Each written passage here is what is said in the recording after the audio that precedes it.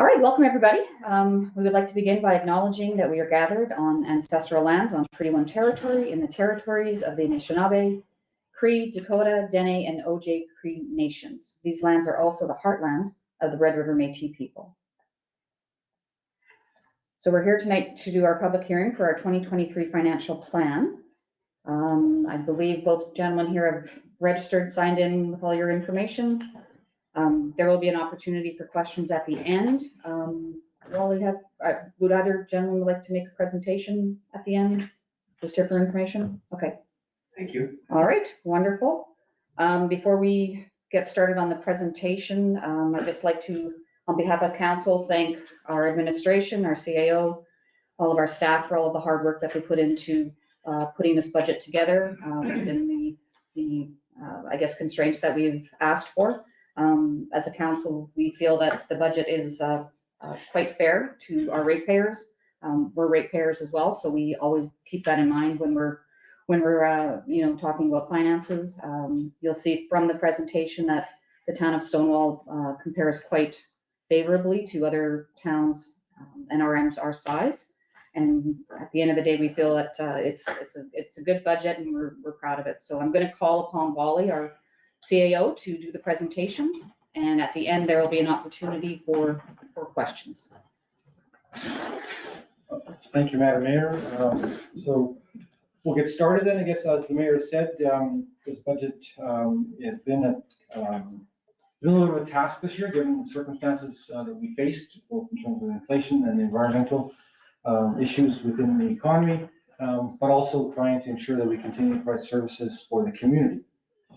So we'll start off with just kind of setting the table, as it were, in terms of the budget itself. So 1 mil within the community now raises $350,000. So our total portion assessment is about $350 million, just short of that.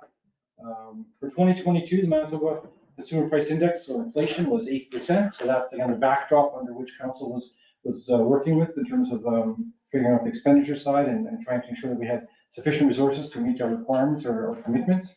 And 2023 is a reassessment year, and that's important to point out at this juncture of the presentation, because it will have an impact on on how fair or not fair, how uniform the implication of the increase in taxation or the changes in taxation will be across properties.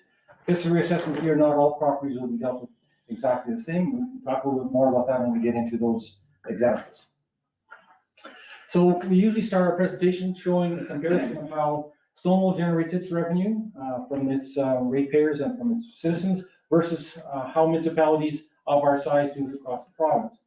And so the yellow, or actually the black and red lines are the areas that represent Stonewall's actual use of those types of revenue, and the blue line is the provincial average. So you can see that Stonewall generates less taxation off its properties than on average. What this basically says is that communities over 5,000 people, on average, get about 50% of their budgeted revenue from taxation. We're less than 40%. In this particular budget, we have a lot of grants. We're significantly higher than the provincial average. And it's because we're doing quite a bit of capital, and we'll talk about those projects as we get into this a little bit further. And we're generating less in user fees. That's actually a little bit of a misnomer, again, given how much capital we're doing this year. This number is a little bit lower than the average, but as a percentage, it's usually closer to that. It's something that Stonewall's been traditionally known for. We generate a lot of money from user fees rather than taxation. Next one, please. So we're going to take the mystery out of the presentation right off the bat. We're going to tell you kind of where we're at, and then talk to you about what's in the budget itself. So solid waste special services levy. So that's the fee that people pay for garbage pickup at their residences or at their households. We're going to actually decrease that amount by $37.20 for the vast majority of people who pay the garbage fee. There'll be a small number who have not had the fee imposed on them in previous years that'll have to pay more than that. But the $37.20 is actually the decrease of $37.20 is due to some fortunate circumstances from the last couple of years that we've been charging a fee. We didn't quite have the volume that we thought we were going to have, and some of our cost projections were actually higher than what we ended up having to pay for the services. So we ended up creating a surplus. That surplus has been given back to the ratepayers or to the people that are paying for the service in 2023 and 2024. This year, they'll receive a discount of $37.20. Municipal property taxes, however, do go up. They go up by 4%. That's the municipal share. And in terms of the total property tax bill received by residents, this includes schools and the municipal piece. It'll be an increase of 2.6%. So the total bill will go up by 2.6%. The municipal portion is going up by 4%. Schools are going up by 1.2%. So what's in the plan? There's quite a bit in the plan in terms of the investments that we're making in 2023. People may be aware of the fact that we continue to try and work on attracting personal care home to the community. One of the things that needs to be done in order to do that is to have the land available for the construction of the project. And so we're going to hopefully be able to complete the land purchase sale for some of the property that we're looking to acquire there. We've been going through a subdivision process that's been almost 2 years in length, and we hope to have that completed later on this spring. Construction of a new daycare. So people may have already seen that we've had some construction of a new daycare on the VMSC site. That building is being funded in terms of its construction through provincial dollars, but ultimately we have to provide for some pieces to that project, including the access road, sewer and water to the site. So it's an exciting project. It brings 74 new daycare spaces to the community. A really important piece for the economic development of the town, given that we're a bedroom community. We're buying a new wildland unit for our fire department, something that's required as they deal more and more with grass fires through global warming and other environmental changes. We've purchased, and actually it's been installed, I think, as of recent, a new generator for the emergency operations center that's located at our public workshop. So it's an insurance that if we have an emergency here, our EOC and all the people that are involved with our emergency response will have a place to work out of that will have power and the ability to be able to host them. We go to the next one. We're making investments in Quarry Park. We're going to be continuing with the upgrades to the RV campground and the power upgrade that needs to be done there. Been some delays on that project as well.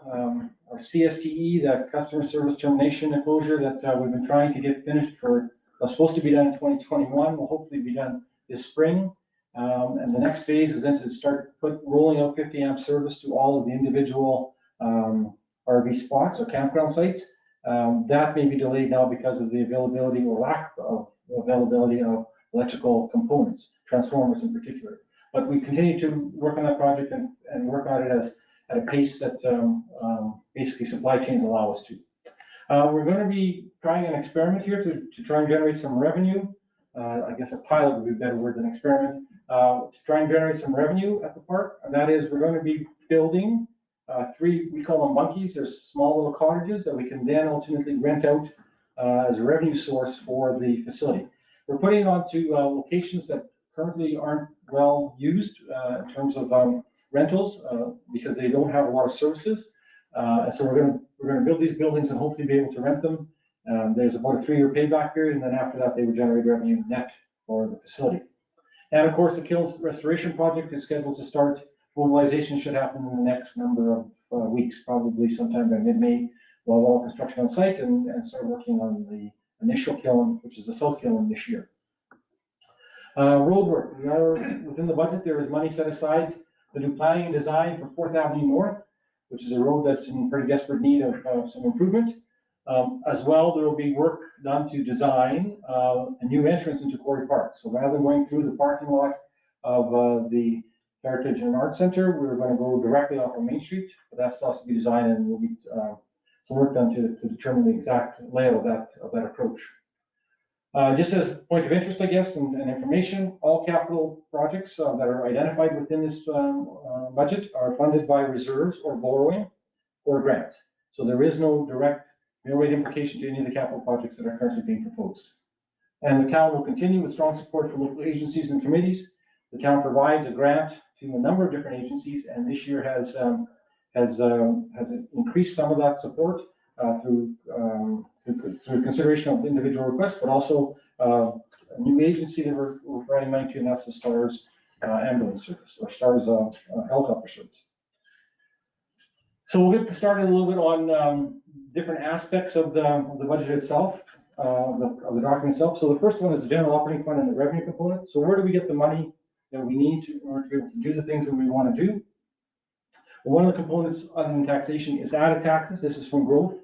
This is the new homes, the apartments that are going up, new businesses that get put up. And this year we're budgeting $60,000. That's actually a low amount. It's probably the lowest it has been in a decade or more. That is somewhat of a concern to the council as we look at the ability to be able to continue to provide services without having to increase taxes. Growth is the best way to do that. But we're looking at a time right now with interest rates going up, residential homes not being as much in demand as they have been for the last couple of years. We're in a position now where we're seeing housing start to slow down. That impact was faced this year in terms of construction in 2022 and 21. We'll see even further decreases that we believe in side taxes number going forward in terms of housing starts in 2023. So a little bit of a concern right off the bat, but it's still, we do have growth there in terms of $60,000. We get money from sales services. So this is basically us providing services to outside entities under general government, which is kind of the admin staff here. We do some work on behalf of other agencies. Our fire committee, we do some work for them and we charge an admin fee for that. We also provide some services to the Stonewall Area Mobility Service. We call it SAMS, the handy van basically. We get an admin fee for that. Under protective, this is basically our fire department. We get money back from motor vehicle accident attendants if it involves individuals that allow us for us to make claims. Under transportation, we get money back from the province for doing Main Street. So we have to do the cleanup on Main Street from snow removal. Also, we do street cleaning, sweeping, and we get paid a contract with the province to do that work. Under environmental health, this is basically monies we receive to provide solid waste management program. So we get money from Multi-Material Stewardship Manitoba, the recycling program, waste reduction, another recycling support funding program from the province.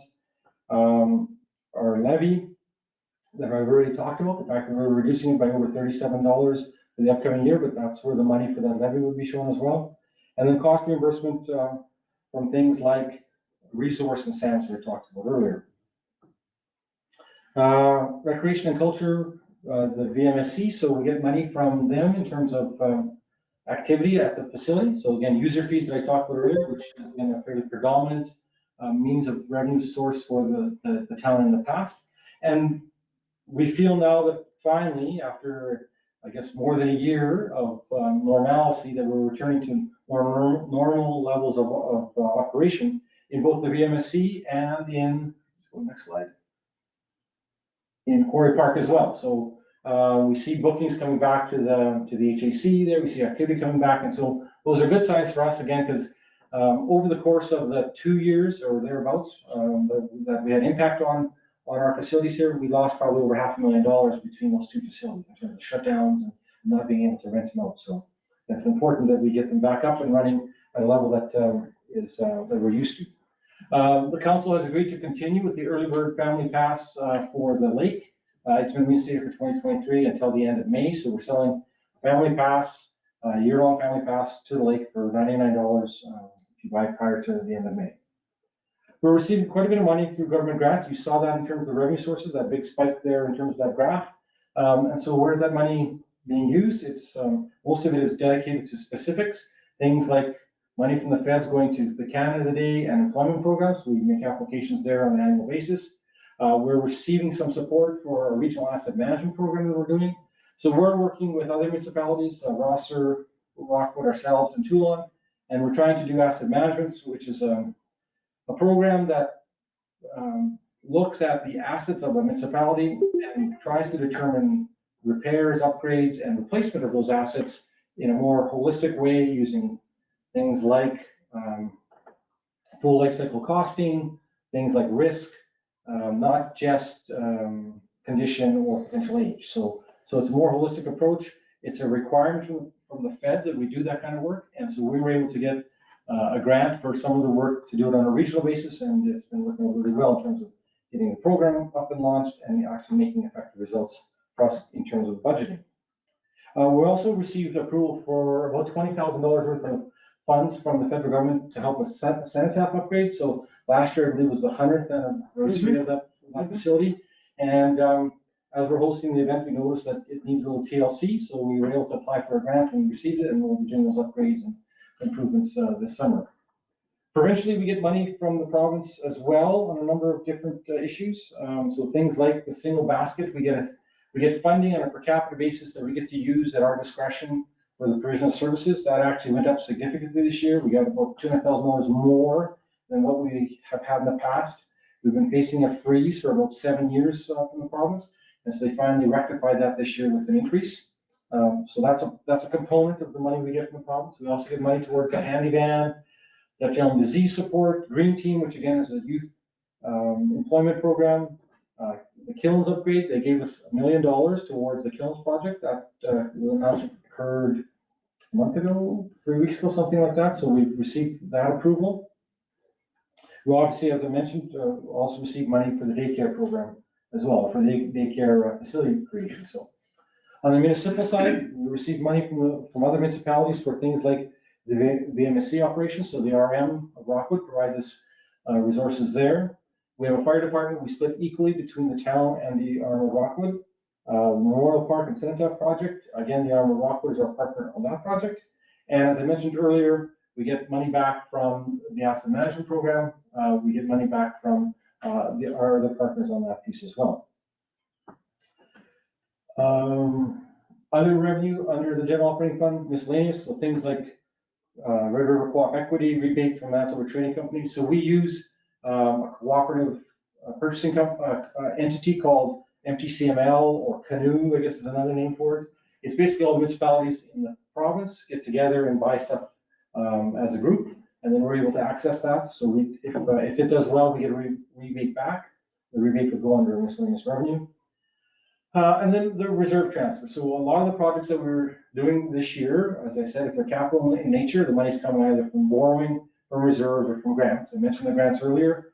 So here's where some of the money's coming out of our reserves and the projects that they're being allocated to. So one of them is we're doing a little more work in the office, the old post office. That's a building that the town purchased 5 years ago, I guess now. We've been chipping away at trying to ensure that that building is viable, sustainable going forward. We've done some work with the windows, the doors. There's been some work done on the roof, and now we're going to continue doing some more upgrades so that that building will remain at the corner of Main and Center for decades to come.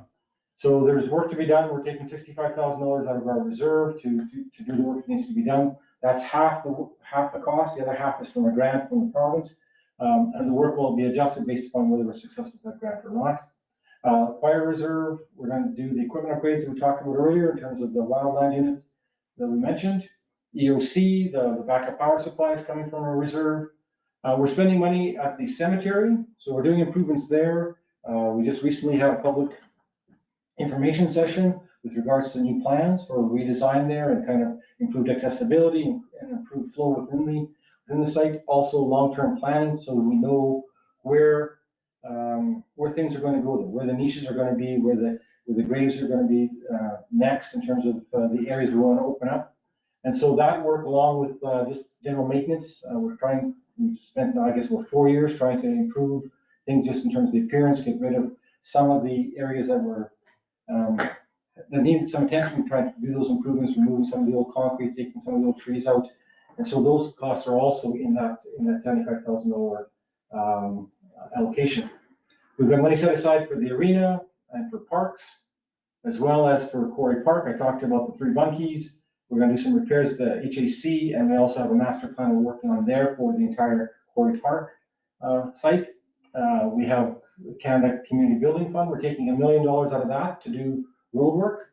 So part of that is the roads that I talked about in terms of 4th Avenue North and the access into the park. But we're also looking to spend some of that money on street lighting. Specifically, the council is looking at the potential of street lighting north on 4th Street East, north of 2nd Avenue North. So kind of towards the park there, right? That area is not lit up. And so we're looking at potentially that. We're also putting some of the money towards the kiln project that's coming out of this as well. And then general reserve, we are taking money. We have a fund that's referred to as the general reserve. It's kind of the surplus we've created over the course of the history of the town. We have a little bit of money set aside there. It's a couple $100,000. we're gonna have to use some of that money to pay back for RCMP retro pay. This is a story that you may or may not have heard about, but basically the RCMP have unionized. When they did that, they negotiated an initial contract, and that led to some retro pay for all the municipalities who had contracts for RCMP. We have a contract here, we pay for four members, and part of that retro pay is our responsibility, about $90,000. And so we're using kind of surplus monies from years gone by to pay for that. So there's no impact on the mill rate for 2023. So that's where we get all our money. Where does it go? Well, here's kind of a graph that indicates the areas where we're spending money. And the big slices of the pie include fiscal services. So all the capital projects we're doing this year is about $7 million is being spent on capital projects. It's a big slice of what we're spending this year. The utility also has a fairly major capital component to it. It's a big slice, about a quarter. Other components, 12.3 is environmental health, so that's like our garbage collection. And then smaller pieces are general government, protective services. Actually, sorry, this would be recreation and culture. Sorry, that's recreation and culture. That'd be the arena, the hack, that kind of stuff. So those are the main components of where we spend our money. We'll give some detail on each of that. If you want to go to the next one. So we'll talk a little about the specifics within each category. Under general government, this is kind of the operation of the town administration and council. So where are we spending money here? Well, legislative and conventions council is able now to return to some of its more traditional in terms of the events that are going on. There's more educational pieces going on. Conferences are back and workshops are back. So that is definitely going to be part of the cost, but it's a piece that ultimately has been missing for the last couple, 3 years, and probably to the detriment of the municipality or the town, because we aren't always able to get the information or aren't able to do the things we need to do in order to get the money that we need to run the community. Under general admin, to town office operations, we now have a full staff complement for the first time in quite a number of years. We have all the staff that we're supposed to be having here. We don't have any vacancies, and the council has put forward an additional grant funding allocation for 2023. I mentioned earlier, council wants to continue to support entities within the community. They're asking for more money because they're facing additional costs, and the council wants to support the STARS program. So ultimately, they put aside more money to be able to do that. Within the same category, there's an account called unallocated benefits, and it includes things like workers' comp premium, payroll tax premium, which we're responsible for, and we have a contract with workplace safety and health officer that we use within our town. So the town is course certified. It's an important piece of what we feel is vital to ensuring that our employees come to work every day and go home safe. And so we're pretty proud of the fact that we've been able to attain and maintain that core certification, and so have a person in place to help us with that. On protective services, so this is more of the fire policing piece. Again, as I mentioned before, policing, we have 4 members we paid for. Retro pay of $95,000, I think I said 90 earlier. It's $95,000 that we're responsible for. Again, we're taking that money from our surplus or general reserve, so it won't have an impact on mill rate, but it still needs to be repaid. And we also pay for 1 full-time admin person at the facility there that assists the 4 officers that we're currently contributing towards. For fire, we pay for the full cost of the operation and protective services. So this is where the fire operation, and we're splitting it 50-50 with Rockwood. So we show the revenue on the revenue side. The cost that you see there's the full cost of operating our fire department that's out of the Stonewall Fire Hall. And it's a little over $300,000 on an annual basis. Our MEC, or municipal emergency coordinator. So this is our EMO group. Includes things like our code red notification system. So some of you may be on our system. We provide notifications of emergencies there. We also do some other communication as well through that. But that's we have to pay for that service through there. We've added some monies this year. There hasn't been much of an increase in this particular budget line. The monies this year is allocated towards training volunteers. Again, been 2 or 3 years since we've been able to take some of those volunteers and send them some training. These are people who have said that they would, in the case of an emergency, be the hands and the feet on the ground that are going to help with either reception or with other pieces of the response. And so they need to be trained to ensure that they can work effectively when we have an emergency. So there's some additional training that we're looking to do this year, and the emergency municipal emergency coordinator position is 100% funded by the town. We don't share that with anybody. It's just our own operation here for the town itself. Bylaw enforcement. So we went through a little bit of a transition over the course of the last year, and we are now using the commissioners. We've been going through a little bit of an education process when it came to bylaw enforcement, and that's going to be changing or ramping up towards more enforcement as we farther into the summer. We run a number of educational campaigns on everything from parking to animal control to what was the other campaign? Snow removal, right? And so now we're looking to more towards getting compliance through education was the start, but now if need be, we're also going to look at enforcement through fines and ticketing. So we'll see how that goes for us. Transportation. So this is kind of the roads and streets piece of the budget. And this year was actually been a nice change from where we were last year. I think this time last year we were still moving snow by the truckload. Yeah. There's probably only a third of 6 Colorado loads by now that have gone through, so we're halfway done. But we returned to more normal levels in terms of snow management and just removal costs. So we're back to a more traditional and acceptable level in terms of cost there. But other things are impacting us still. Fuel prices are obviously still high, not as high as last year, but still higher than traditional. And cost of repairs now are through the roof in terms of either getting parts and/or having that work done. Under street lighting, we included a pilot. We're looking at a couple of solar options as a potential to solving our problem in terms of having to always hardwire in street lighting options. And this wouldn't be for the streets themselves, it might be for pathways or parking lots. But we're seeing if that's going to be effective, and if it is, it may be a solution that allows us to do more of that without having to spend the money on hydro infrastructure. And we've added a summer student to the budget for the transportation department this year to help with improved traffic and street signage. So again, if we're looking at more enforcement, we've got to make sure our traffic and street signs actually say what they're supposed to say, or actually in the right locations. And so we're hoping to get a summer student to help us try and accomplish that over the course of the next few weeks.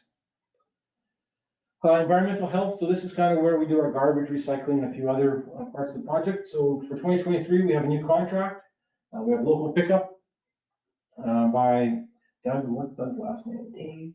Dave Hebert. So he's the individual who's doing the garbage pickup, and we've had basically with Dave or Dave's predecessor, we've been using that service for years. And always had good experience with them. So they continue to provide the service through 2023 and 2024. Our recycling goes to GFL Environmental and Waste Connections, which of course is the large one of the garbage. It passes on Highway 7. It's where we do our solid waste. We are part of a study looking at potential alternatives to just the traditional disposal of solid waste. So we're looking at a waste to energy alternative study through 21 and 22. There's a business plan that's supposed to be submitted sometime in 2023, and we'll see whether it's going to be something council wants to pursue. Public health and welfare. So things like cemetery operations, the handy van and resource. So the handy van and resource, those are programs that are run by other agencies. We're helping provide some of the administration. Their full cost recovery, whatever they spend, we get reimbursed through the grants they're able to achieve. On the cemetery operation, we're going to continue with the upgrade program, complete the master plan, and looking at potentially purchasing a new niche wall this year, as well as tree placement based on the approved plan whenever that gets done.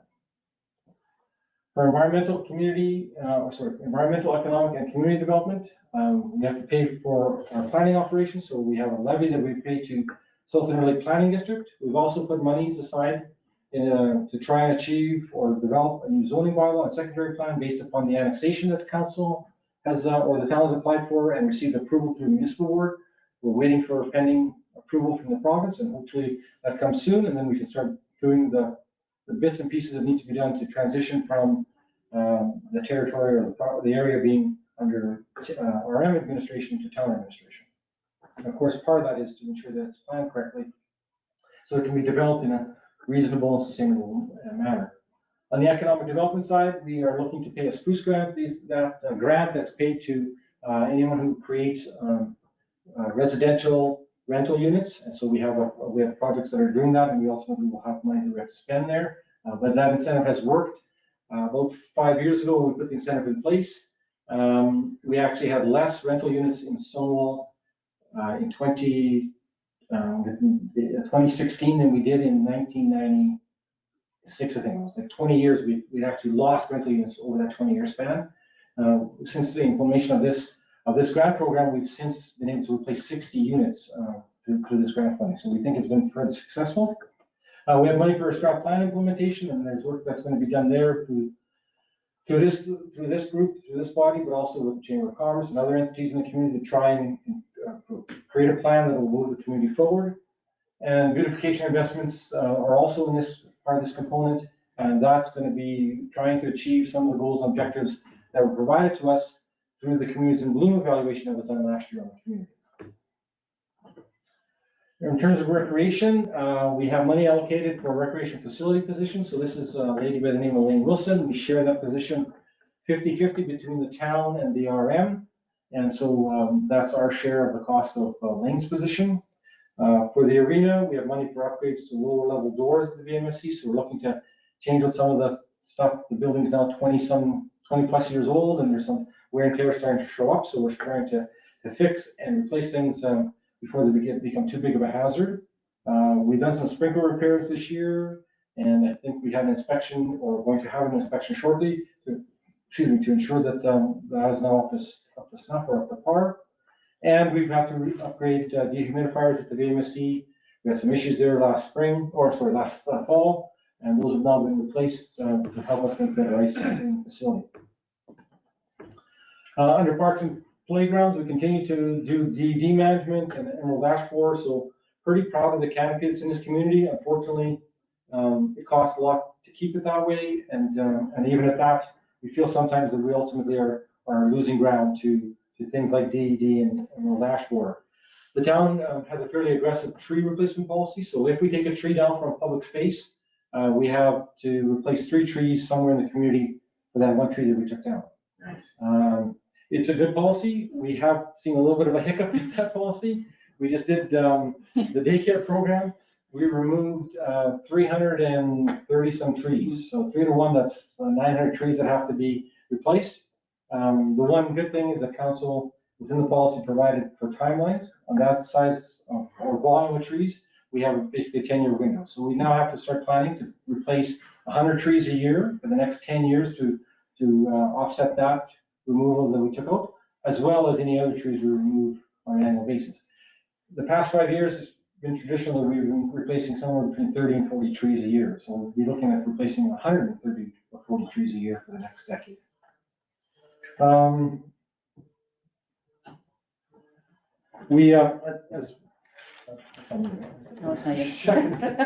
Installation of the CSTE. So I talked about that earlier. This is that customer service termination enclosure. So that's the little green box. We're looking to finish that project up as well. Start the project towards the upgrades of electrical in bays A, B, C, and D. So basically the north end of the park. And that's been an ongoing issue there.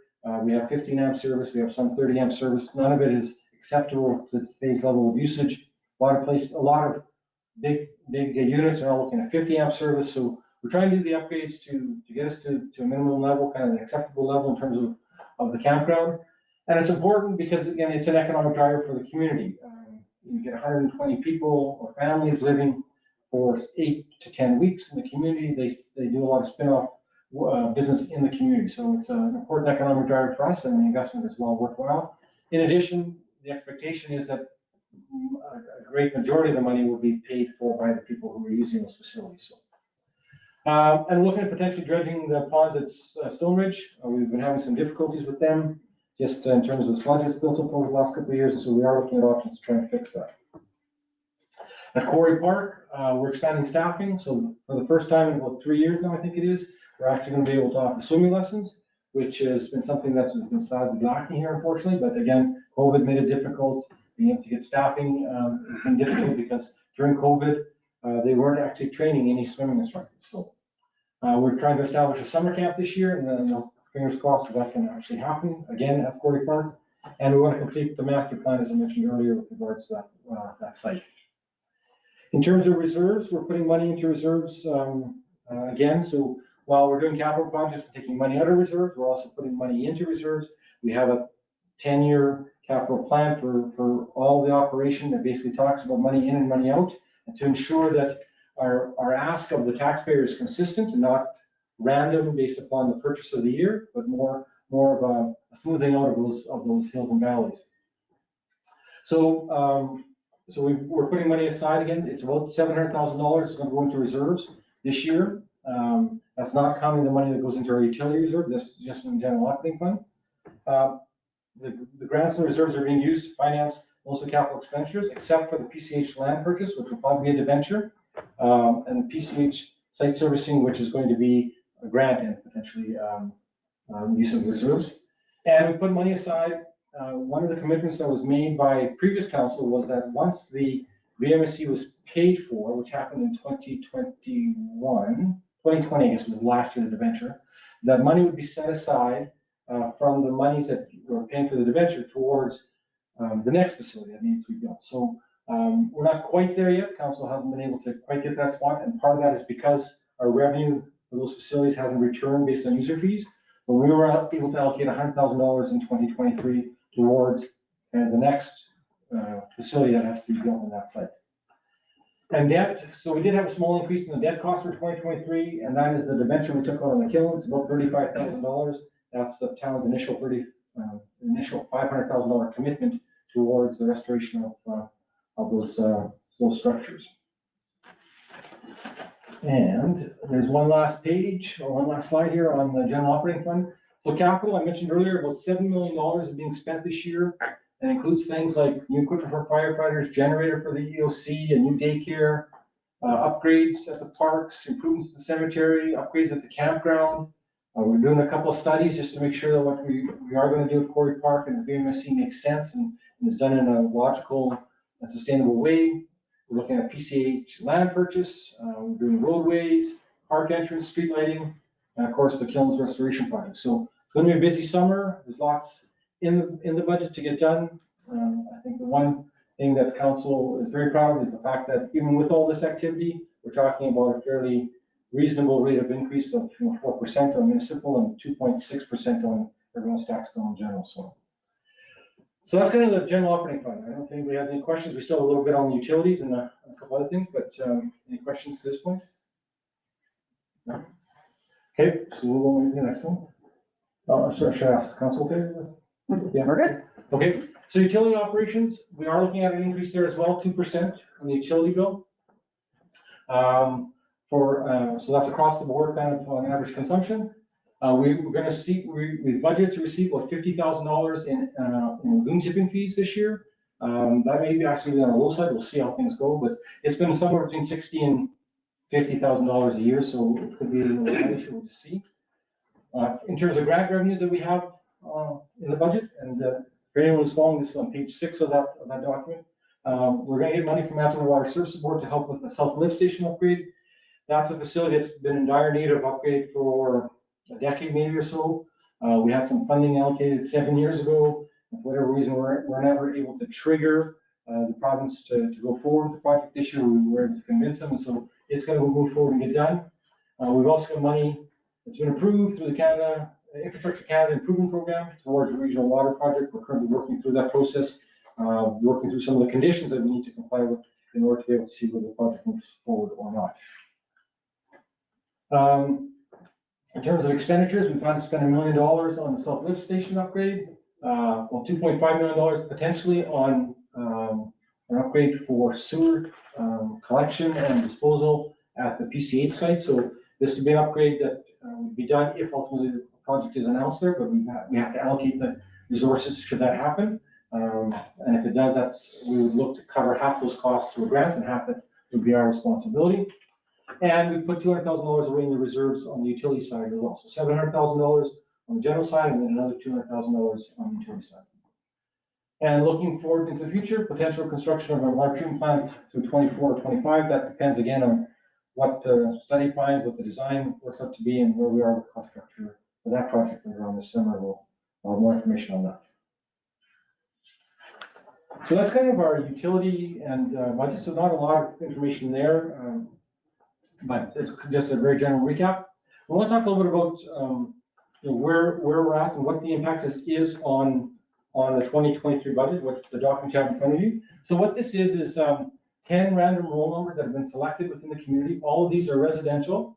And this shows the taxation paid by those properties. So their full property tax bill from 17 to 23. And what we're trying to demonstrate there is the consistency with which the taxation has been charged in this community. There's been no spikes there. It's all very, very smooth. You see small little dips, maybe little rate rises.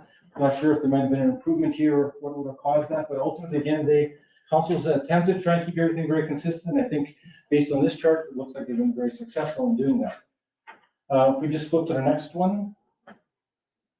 I mentioned earlier that 2023 is a reassessment year. What that means is that properties are managed based upon categories or neighborhoods of property. So not everyone is treated the same. So you could have a house that's in a certain range in terms of its value that may have got an increase in its assessment that's different than another home that's in a different range in terms of its assessed value. So a home could be less or more expensive. It doesn't really matter.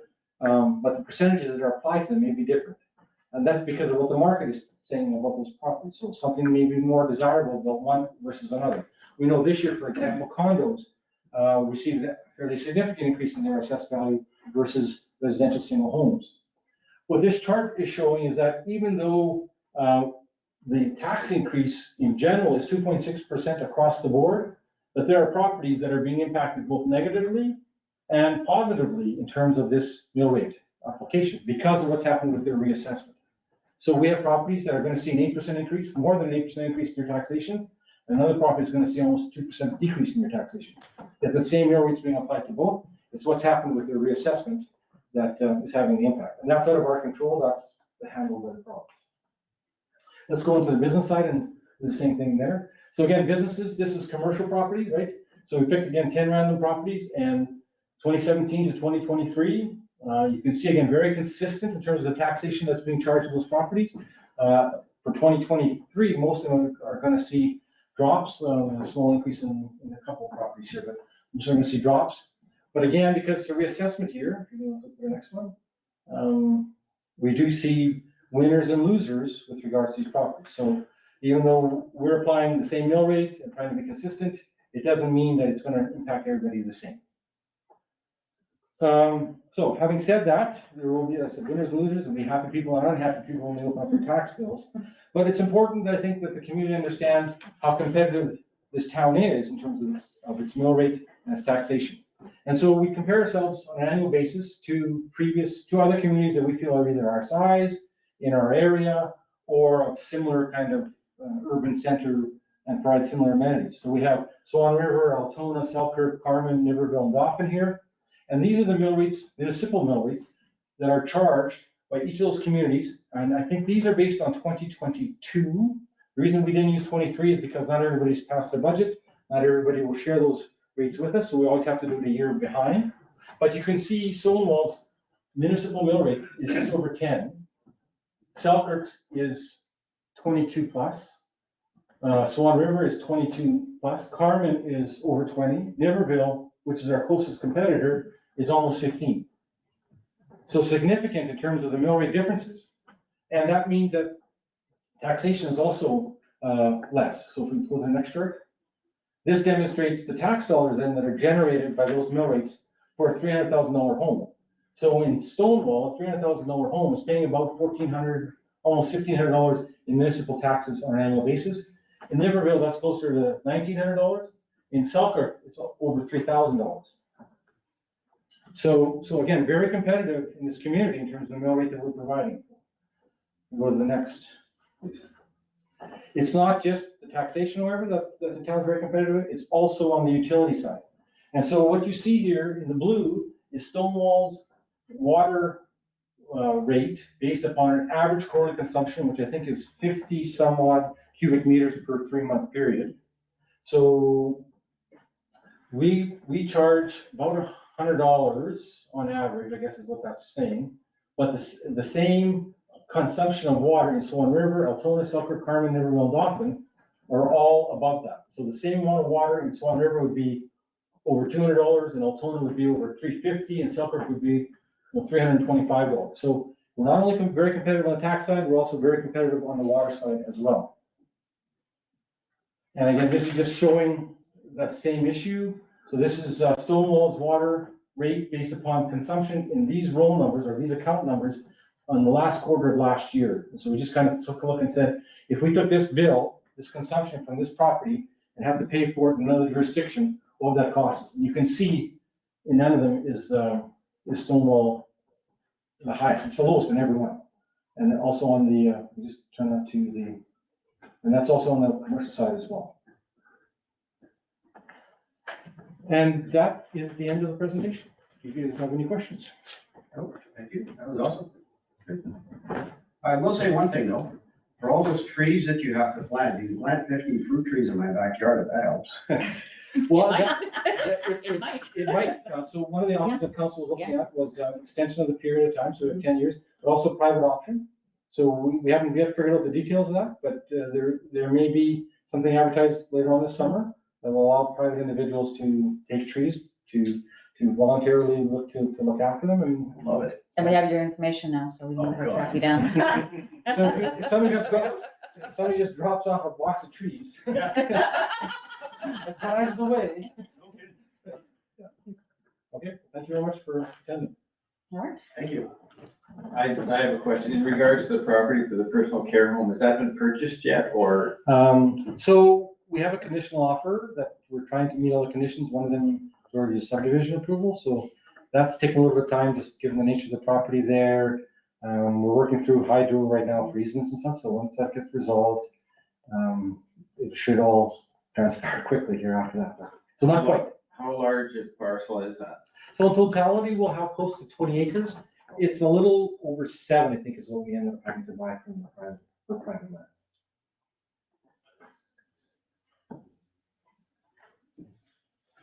Good. Any other questions at all? No? Okay. I think that's it for us. Good. Wonderful. Thank you, Wally. So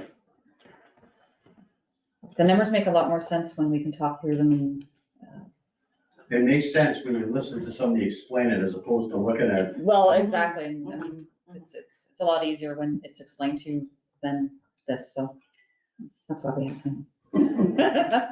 All right, well, we are officially done. I'm gonna call an adjournment to our meeting. The business of the public hearing being concluded, the hearing was adjourned and closed at 7:48 PM.